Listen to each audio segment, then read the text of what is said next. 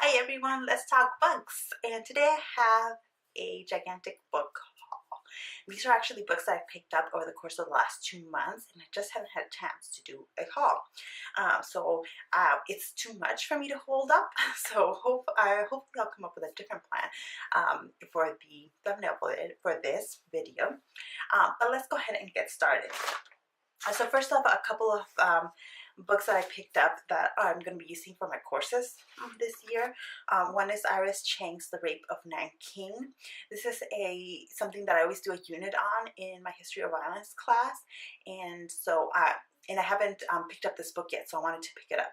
But if you don't know, it's this moment during World War II in which the Japanese army went into Nanking and just massacred a lot of people that were left in the city, hadn't evacuated. The city put up a big fight, and but ultimately lost. So the Japanese came in and they killed a lot of people, and they raped a lot of the women in the city. So it's sometimes called the Nanking Massacre or the Rape of Nanking, and it's just one of these periods of extreme violence, right? Like even in the middle of a war, this kind of violence stands out. So it's something that I talk about in my History of Violence class. My History of Violence class will also be reading a chapter or two from Ivan's War, Life and Death in the Red Army, 1939 to 1945 by Catherine Merridale. This is a history monograph, and it's this in-depth look at the Red Army, right, the Russian army. And it also talks through kind of the experience of these men, and deals with issues of rape, right? Why does rape occur in these military units, right? What are the things that help make it possible? So clearly we'll be dealing with really happy topics in my History of Violence class. My Classical Civilizations in the Modern World class is going to be reading Perpetua's Journey, Faith, Gender, and Power in the Roman Empire by Jennifer A. Rea and Liz Clark. This is a graphic novel talking about the Roman Empire and obviously the history of it, but dealing with it in this kind of format I thought would be a really cool way to help engage students with that history. A couple of books that I did not purchase.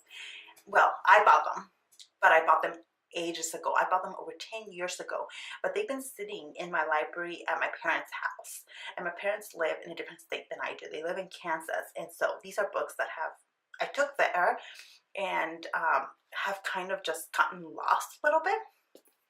But it's the Harry Potter books, the British edition. So I bought these when I went to England on my first trip to England.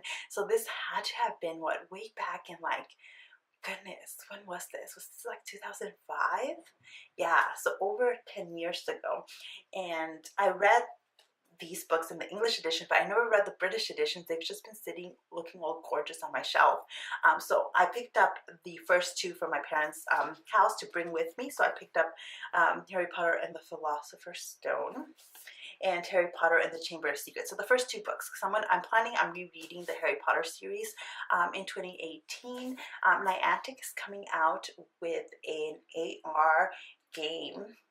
If you played or heard about Pokemon Go, it's the same company that did Pokemon Go, and so they're going to do an AR game they announced this year with Harry Potter. So I think this would be a great way to refresh myself on all the Harry Potter stuff, finally reread them, and prep for the launch of the game.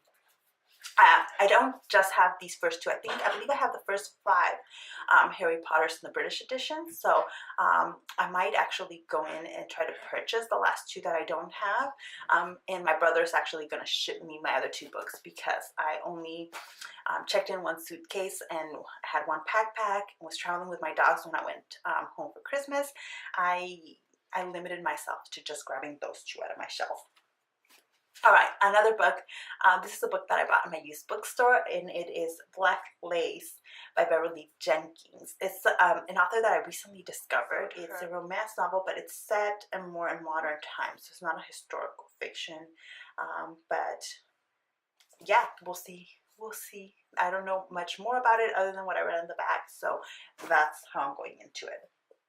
a book that I was gifted by one of my students was this book of French Revolution songs. It is Chansonnière Révolutionnaire, and so it's just all these songs from the French Revolution that I am planning to taking a look at, and this is another way for me to read a little bit more French this year.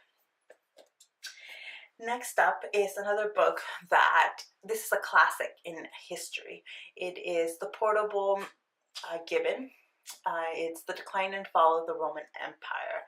So this was a huge series that Edward Gibbon wrote, and about obviously the decline and fall of the Roman Empire. And I thought I would just get the portable one because I probably will not have time to read all of it, but I'm planning on getting through it. All right, so when I was at my used bookstore, I usually go with my boyfriend, which I love. I love going to the bookstore with him, but he's not a huge reader. It's not that he doesn't read, it's just he doesn't read a lot of fiction, and you know, bookstores aren't as, you know, awesome as they are for me. But he's always a really good person to go with. He like lets me browse and gives me as much time as I want at the bookstore, so he's a good sport about it. But this last time that we went in, I asked him to pick out a book for me. I said, pick out a book, any book, and I will read it, just as a kind of experiment. And he picked out The Woman in Cabin 10 by Ruth Ware. Now, this is a book that keeps coming up in my recommended on Amazon because of other books that I've read. It's looks like it's a thriller, and I don't know that much more about it, other than it's got some mixed reviews from what I've seen, but I will be reading this. I promised him I would read it, so I will. Okay, another kind of academic book that I bought was Edward Said's Orientalism. This is a book that kind of defined the study of the other, right? And this is looking especially at the way in which we orientalize and make Asian people and Middle Eastern people the other, right? How we define ourselves as kind of, and especially how American and white culture gets defined as the dominant one, and everyone else falls into the other, and how we exoticize and think of the other. Anyway, this is just a book that I needed to have in my collection because it's one of those classics that should be in every historian's shelf. Okay, next up at my used bookstore, I found Vengence in Death by J.D. Robb, which is Nora Roberts. This is a series that I just got really into because of one of the my book club members, and so I bought and read the first one, Naked in Death, and it's a detective story. It follows Eve Dallas. She's a detective in this kind of futuristic world. It takes place into the future. And she solves these crimes, and she's in the relationship with this man, and I really like the way that Nora Roberts treats her relationship with this with the love interest. But I'm only in book 2. Yeah, right now I'm currently reading book 2 of the series, but it's a long series. She has a lot of books in this, and so I just picked up the one that was closest to like one of the older ones as I could find, because I'm planning on reading them in order. So this one was it was $2, so I decided to just pick it up. I picked up a book in Spanish. This is Bahia de la Habana by Martin Cruz Smith, and I believe this is a translation. I think he originally wrote the book in English, but I found it at my bookstore in Spanish, and it's set in Cuba, obviously, during the Cold War, it looks like, because it's about the KGB and some of its work in Havana. But this sounded really interesting. I'm really interested in stories set in Cuba, because it is one of the places that I would like to visit sometime in the future. And I do want to read more Spanish, so I thought this would be a really interesting read. Then what I just picked up looking at the shelves at my used bookstore was this book called Nightshifted by Cassie Alexander.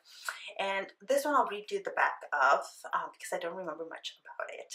It's Welcome to the Secret Wing of County Hospital, where vampires get transfusions, werewolves have silver allergies, and one nurse is in way over her head. Nursing school prepared Eddie Spence for a lot of things. Burn victims? No problem. Severed limbs?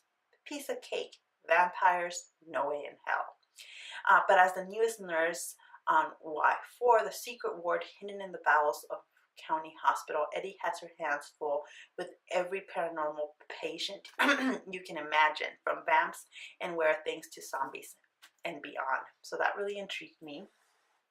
And that when I walked into the bookstore, I think it was the same time I bought those. They were having a sale of buy 3, get the 4th one free from particular shelves. And so I picked up The Art of Racing in the Rain, a novel by Garth Stein. And I don't know very much about this book.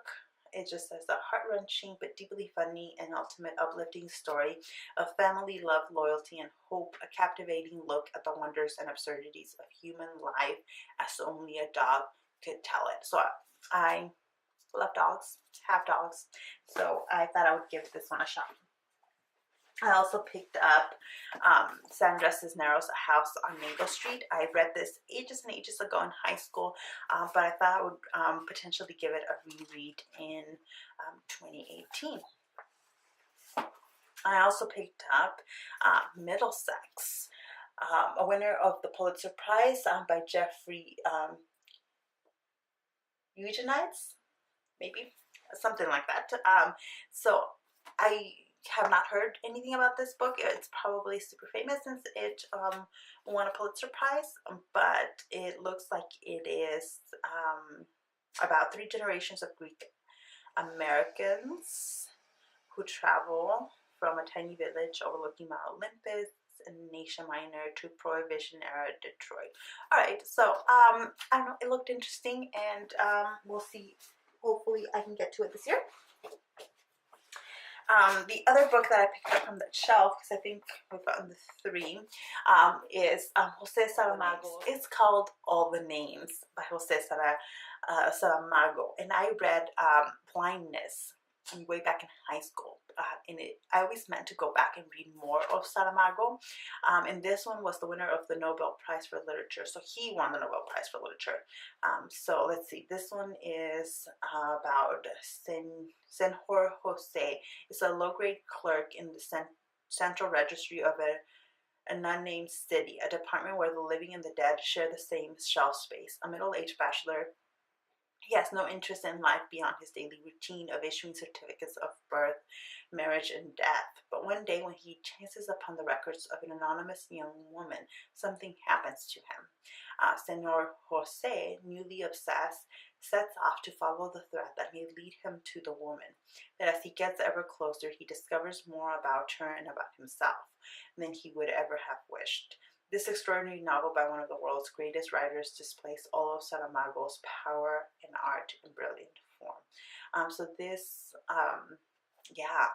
this sounds really interesting. I'm really interested in it. So hopefully I will get to it in 2018. And then I also picked up A Taste in Blood Wine by Frida Warrington, and I think this is also, it's a vampire novel. It's on a First World War battlefield. Vampire Karl von Woltendorf struggles to free himself from his domineering maker, a Christian.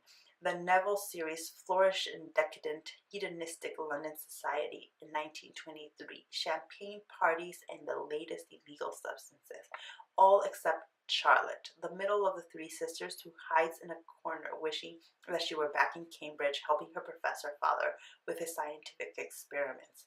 When Charlotte meets her father's new research assistant, Carl, it is the beginning of a deadly obsession that divides her from her sisters, her father, and even her dearest friend. What price are they willing to pay to stay together? So that sounds kind of cool. So those were all from the used bookstore. I also got a couple of, you know, the Barnes & Noble coupons, and I did end up picking up a couple of books from Barnes & Noble. One, A Stalking Jack the Ripper by Carrie Maniscalco. And this is one that I've seen at Barnes & Noble several times, and I pick it up. I used to like read anything and everything related to Jack the Ripper. So this is kind of touches on a lot of things that I love, and so I am really excited to read this. The last book that I picked up was a book that I suggested to my book club, and they rejected. But I'm really interested in reading it, and that's Artemis by Andy Weir. I have not read The Martian, and I probably won't unless I end up really, really liking this book, and then I might. But it is about a heist, and it takes place in the moon, and the premise sounds super cool. So this is going at the top of my TBR shelf because I really want to get to it, and I also think it's a book that my boyfriend will like, and maybe it's something that we can share. So that is finally it for the books that I bought at the end of 2017 and that I'm hoping to read in 2018. Oh my goodness. All right, I'm not going to do kind of the best and worst of 2017 because I only got into booktube towards the end of the year, but what I am thinking I will be doing is a goals video for 2018. So stay tuned for that, but for now that is it for me, and I'll see you in the next one. Bye.